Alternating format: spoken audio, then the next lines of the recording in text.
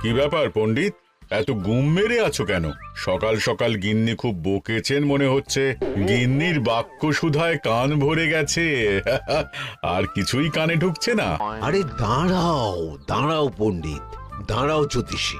পণ্ডিত তো আমার কথা শুনতেই পেল না মনে হচ্ছে। তুমি তো দূর থেকে বলেছো, আমি তো বলেছি পাশ থেকে, তাতেও শুনতে পাইনি। কানের পোকা হলো নাকি? কি গো পণ্ডিত, ব্যাপার কি? কেমন বুঝছো? এ তো ভয়ানক কর্ণকোষ্ঠবদ্ধতার লক্ষণ। তুমি কচু বুঝেছো? আমার হয়েছে কর্ণগোপাল, তোমাদেরও হতো, কিন্তু তোমাদের দোকান কাটা বলে হয়নি। তুমি আমাদের অপমান করছো। তোমাদের অপমান বোধ থাকলে কোনো শব্দই কানে ঢুকতো না, শুধু একটাই শব্দ কানে বাজতো, গোপাল গোপাল গোপাল। এবারে রাজসভায় কিভাবে হেনস্থা হতে হলো মনে নেই?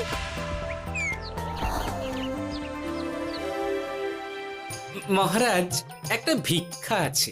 ভিক্ষার জন্য কৃষ্ণনগরের রাস্তাই সবচেয়ে উপযুক্ত জায়গা গোপাল, তুমি বরং সেখানেই যাও।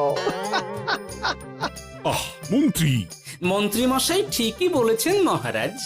যে যার নিজের জায়গা থেকে কথা বলে। কুকুর বলে ভৌ ভৌ, বেড়াল বলে মিউ মিউ, কাক বলে কা কা। মন্ত্রীর ভিক্ষার জায়গা কৃষ্ণনগরের রাস্তা, আর গোপালের ভিক্ষার জায়গা মহারাজ কৃষ্ণচন্দ্রের দুয়ার। বলো কি ভিক্ষা? বাড়িতে পুজো আছে মহারাজ, খরচা অনেক, কিছু ঋণ আবশ্যক। যদি 100 মোহর। ঋণ তোমাকে আমি দিতে পারবো না গোপাল। পুজো উপলক্ষে তোমাকে আমি 100 মোহর দিলাম। মহারাজ, আমিও ঠিক এই কথাটাই বলতে যাচ্ছিলাম। আমরাও তাহলে বাড়িতে পুজো করব। পুজোর জন্য আমাদের অনেক খরচ, তাই যদি। অবশ্যই অবশ্যই, কত ঋণের প্রয়োজন খাজানজির কাছ থেকে নিয়ে নিও, সুদটা আমি মাফ করে দিলাম। মহারাজ, গোপালকে দান আর আমাদের ঋণ? হ্যাঁ, কারণ তোমরা নিজেরা খাবে, কিন্তু গোপাল অন্যদের খাওয়াবে। গোপালের মতো মানুষের সঙ্গে থাকাই হলো রাজধর্ম। কিন্তু তাছাড়াও তোমরা হলে 80 যাই বেতন পাই দলের লোক। গত 1 বছরে তোমার কোন মন্ত্রণা দেশের কাজে এসেছে? পণ্ডিত কোনো নতুন তত্ত্ব শুনিয়েছে? জ্যোতিষী কোনো অমোঘ ভবিষ্যৎবাণী করেছে? আর বৈদ্য 3 বছর ধরে আমার হাঁটুর ব্যথা সারাতে পারেনি। কিন্তু গোপাল, গোপালের ভাঁড়ে হাস্যরসের কখনো অভাব হয়নি। মনে আছে? আছে। কিন্তু করার তো কিছু নেই। আছে। কিছু ভেবেছো নাকি পণ্ডিত? তোমাদের মনে আছে মহারাজ মোহর দেওয়ার পর গোপাল সেদিন বলেছিল, কি গোপাল, খুশি তো? মহারাজ, আপনি আমাকে 1 মুঠো ধুলো দিলেও আমি খুশি। সেই ধুলো মুঠোই আমি সোনা মুঠো করে ফেলবো। মনে নেই আবার? একটু ঝেড়ে কাশো তো দেখি পণ্ডিত, কি ভেবেছো? যা হবে দেখতেই পাবে।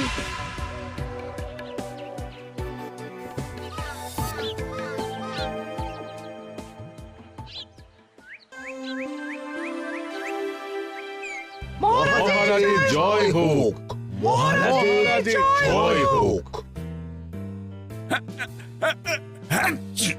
ওরে বাবা, এই যে সকাল সকাল চান করে ঠান্ডা লেগে গেল মনে হচ্ছে। মহারাজ, ওই কবি গান উপলক্ষে গত মাসটা আমি কৃষ্ণনগরের কোণে কোণে ঘুরে বেরিয়েছি। প্রজাদের মধ্যে একটা অসন্তোষ আমি লক্ষ্য করেছি মহারাজ। অসন্তোষ? আমি তো জানতাম আমার শাসনে প্রজারা সুখে আছে। সুখে তারা ভাসছে মহারাজ, কিন্তু একটাই অসুখ, তারা মহারাজের দর্শন পায় না। তারা মহারাজের পদধূলির জন্য আকুল হয়ে আছে, মহারাজের দর্শন পাওয়ার জন্য চাতকের মতো অপেক্ষা করছে। চিত্রকরকে দিয়ে চিত্র অঙ্কন করিয়ে বিলি করে দিলেই হলো।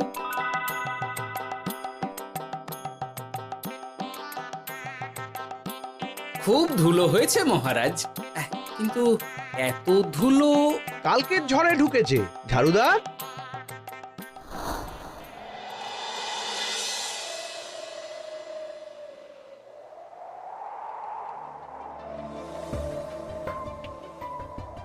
এই সুযোগ, রাজসভা ফাঁকা, এমন ঝড় যে পেয়াদারাও বাইরে নেই। কাজটা সেরে ফেল, বুঝলি? কিরে কাজটা কর।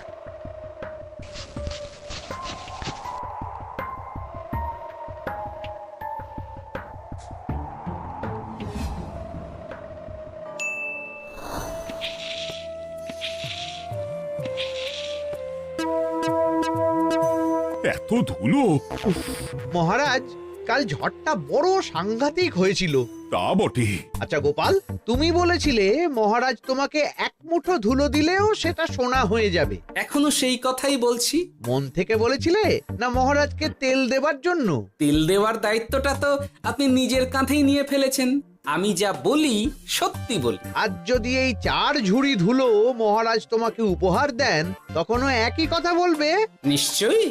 মহারাজ গোপালকে এই 4 ঝুড়ি ধুলো দেওয়ার হুকুম হোক। কি গোপাল, আমি তোমাকে যদি এই ধুলোর ঝুড়িগুলো দিই তা থেকে সোনা আসবে নাকি?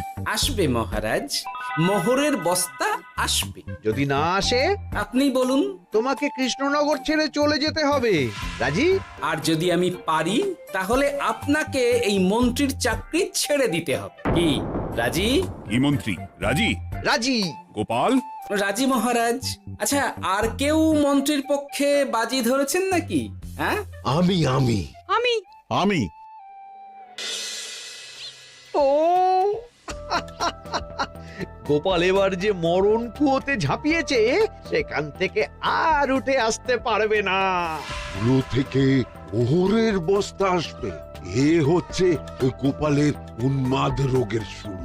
দেমাক দেমাক মহারাজের পিঠ চাপড়ানি পেয়ে পেয়ে গোপাল ভেবেছে যে ও সব কিছু করতে পারে।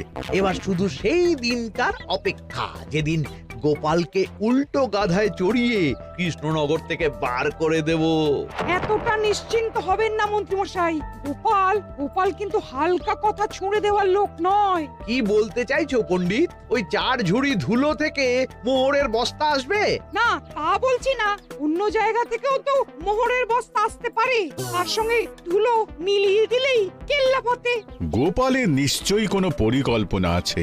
গোপালের সব পরিকল্পনার গোড়া মেরে রেখে দিয়েছি পণ্ডিত। ঘটা আছে গোপালের পেছনে আর ঘটা আছে গোপালের বাড়ির পাহারা।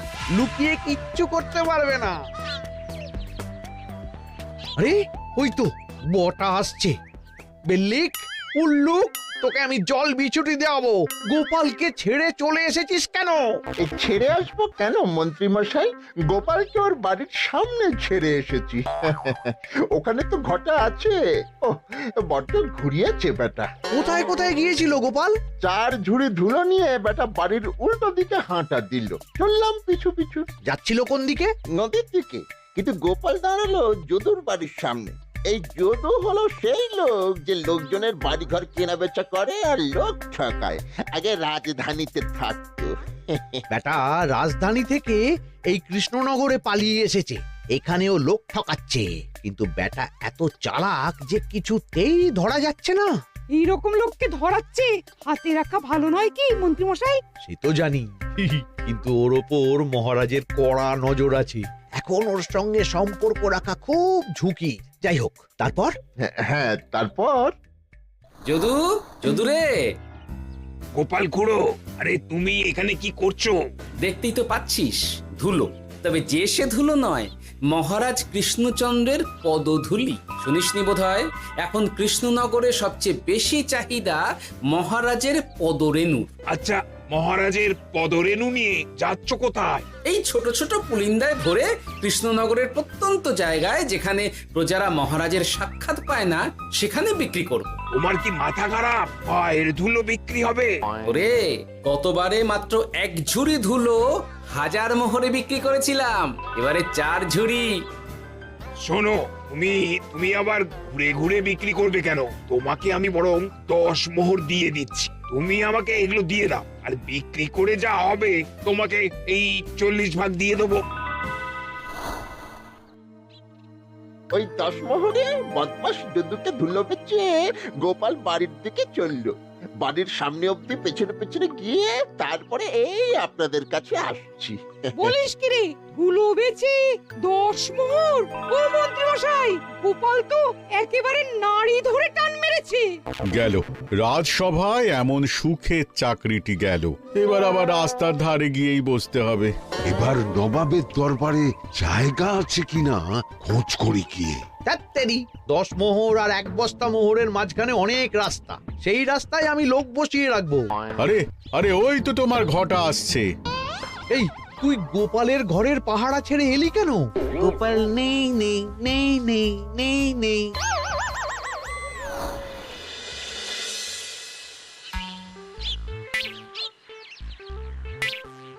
আরে ভয় পেলি নাকি? না না না না না, ভয় পাবো কেন? শোন, তোকে পেয়ে আমার খুব ভালো হলো বুঝলি।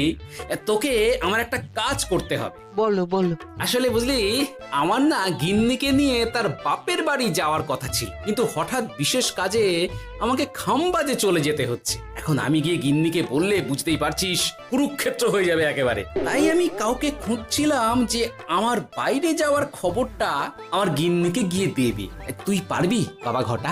ওরে বাবা, আরে আরে আরে, ভয় পাস না, তোকে গিয়ে মুখে কিছু বলতে হবে না। এই নে এই নে, এই চিঠিটা আমার বউকে দিবি।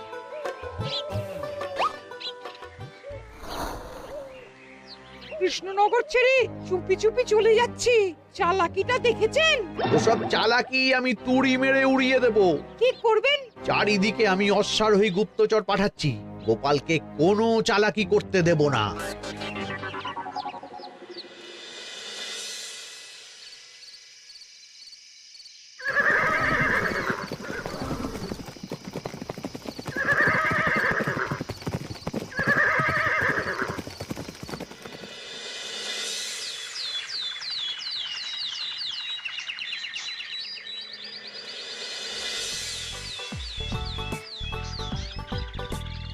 অং বং পিং পং। হ্যাঁ, ওরে বাপ রে, এ আবার কি বলে? মানে বুঝিতে পারিলে না? অং বং পিং পং অর্থাৎ আইসো আমার নিকট বিদেশি জাদু শরবত আছে। ইহাতে তৃষ্ণা নিবারিত হয়, শক্তি বৃদ্ধি হয়, ঘুম ভালো হয়, সম্পর্কের উন্নতি হয়, জামা কাপড় ফর্সা হয়, তু শব্দ না করে সকাল সকাল কষ্ট পরিষ্কার হয়, মূল্য মাত্র 1 মোহর। বোঝো, ওইটুকু অং বঙ্গের মধ্যে এত কিছু? ঠিক আছে, তা দাও দেখি। আপাতত টেস্টটা তো মিটু, বাকিগুলো পরে বোঝা যাবে।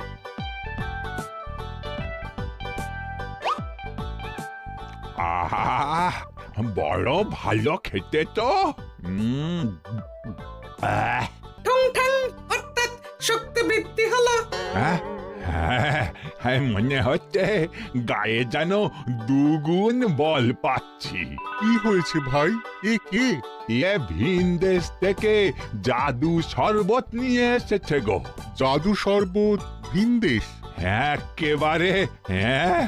একেবারে বহু ভুজা শরবত। খেলে তেষ্টা যাবে, গায়ে জোর হবে, ঘুম হবে, সম্পর্ক ভালো হবে, জামা কাপড় ফর্সা হবে, সকালে হ্রাস করে পেটও পরিষ্কার হবে। সে কি? দাও গো ভাই, আমাকেও দাও। গুড় জল, সঙ্গে একটু ভাজা মশলা, আমচুর আর বিট নুন, শুদ্ধ দেশি জিনিস, জানলে কেউ ছুঁয়েও দেখতো না। কিন্তু একটু বিদেশি গন্ধ দিতেই একেবারে হট্ট মেলা। আরে তোমরাও এসেছো দেখছি। সং সং শঙ্কা, লং লং লঙ্কা। মানে? অর্থাৎ এই শরবত খেলে আর শঙ্কা নাই, বুদ্ধি লঙ্কার মতন ঝাল হয়ে যাবে। তারপর ডং ডং ডঙ্কা, টং টং টঙ্কা, ফাইন ফাইন, অর্থাৎ টাকা আসবে আমার কাছে।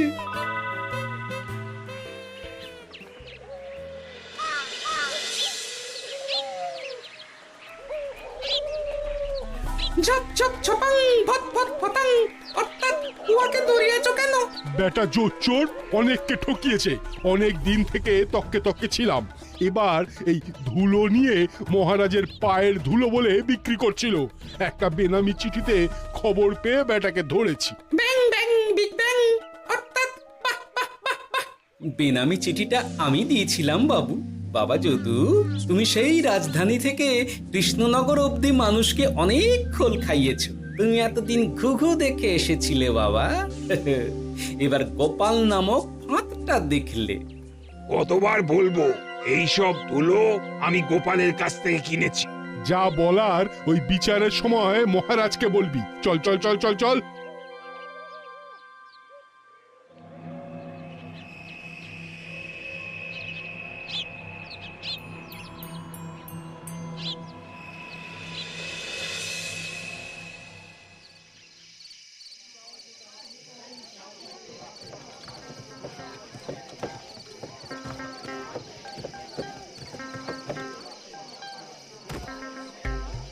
ঝন্টু মন্টু ননাঙ্কু।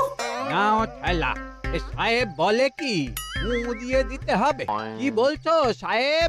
বুঝতে পারছি না, কোথায় ফু দেব? ঝন্টু মন্টু ননাঙ্কু অর্থাৎ লবণ আছে? আছে আছে সাহেব আছে। কত লাগবে? ভান্ড ভরি আন্ডাকারি অর্থাৎ যা আছে সব।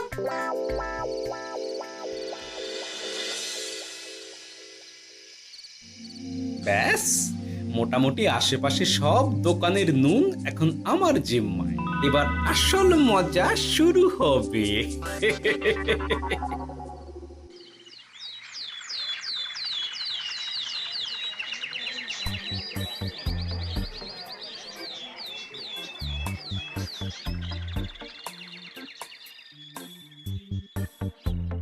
নুন আছে? না হুজুর, গোটা কৃষ্ণনগরেই নুন নেই। ওই দেখো, পুরো রাজসভাই বাজারে জড়ো হয়েছে।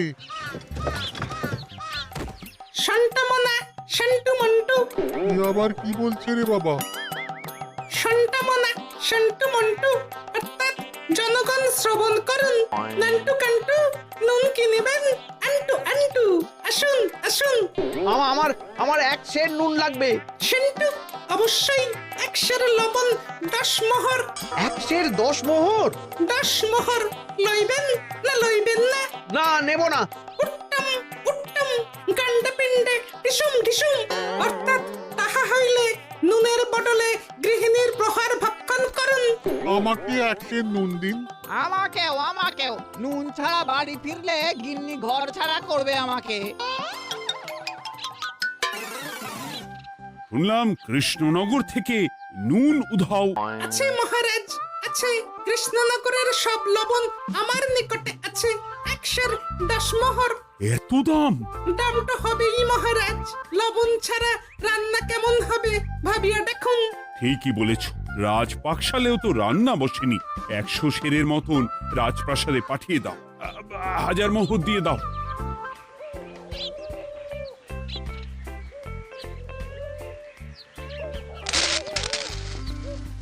ব্যাস, 1 বস্তা মোহর হয়ে গেছে। গোপাল? হ্যাঁ মহারাজ, গোপাল যে 4 ঝুড়ি ধুলো থেকে 1 বস্তা মোহর রোজগার করেছে। ইয়া বাত! চলো রাজসভায়, পুরো গল্পটা শুনতে হবে। সকলেই এসো তাহলে রাজসভায়। কিন্তু মহারাজ, যারা বাজি হারলো তাদের তো চাকরি গেছে, তো তারা রাজসভায় যাবে কি করে? ঠিক ঠিক ঠিক বলেছ। আর যারা বাজি হারলো তারা বাদ। বাকিরা চলো। এই সেরেছে, গোপাল তো আবার বাজি মেরে দিল। ও মহারাজ, আমাদের দেখুন। ও মহারাজ, আমাদের দেখুন। ও মহারাজ।